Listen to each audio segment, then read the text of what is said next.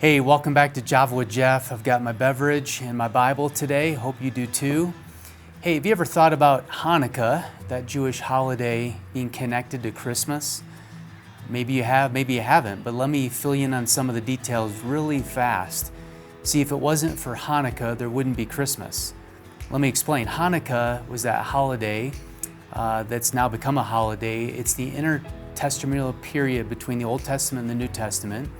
The Maccabees, maybe you know that name, they revolted against the Greeks who had taken over Israel and the temple. And as a result, they revolted. That's the Maccabee revolt that took place. And they took back the temple as a result of that. And that would turn into what would be called the celebration of Hanukkah. It's this candelabra with 8 candles that represent the 8 days that the oil was sustained. A miracle that they say, and it's because of that that we have Christmas. Now, why would I say that? Because, well, the Maccabees took back the temple. They brought back Jewish culture, and as a result, the Jewish people were back in Israel. The temple was restored, the second temple, and as a result of all that, God would set it up so that Jesus would be born and Christmas would culminate as a result. So Hanukkah is this really unique event that takes place even today, right now in Israel at the Western Wall. They've set up a Hanukkah, is what they call it, with the 8 stems, as opposed to a candelabra which has 7.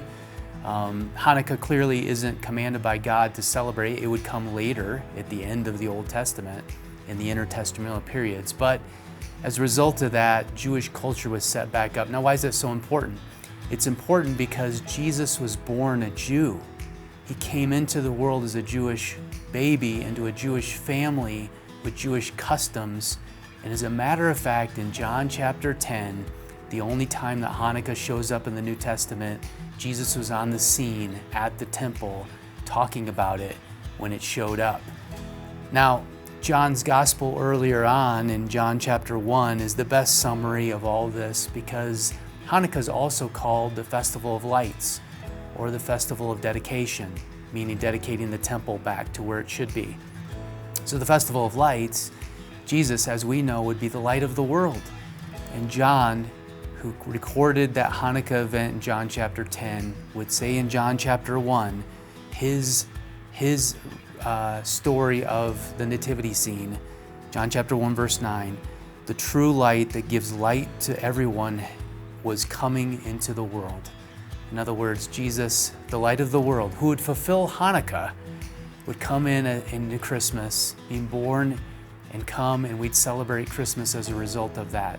And in God's sovereignty and providence, He would have the Jewish people take back the temple, reinstate Judaism in Israel in order for a huge setup for Christmas to come, for Jesus to be born into a Jewish culture, to first save the Jews and then the Gentiles. So, happy Hanukkah, but even more importantly, Merry Christmas, because Jesus came into the world to save the whole world, Jews and Gentiles.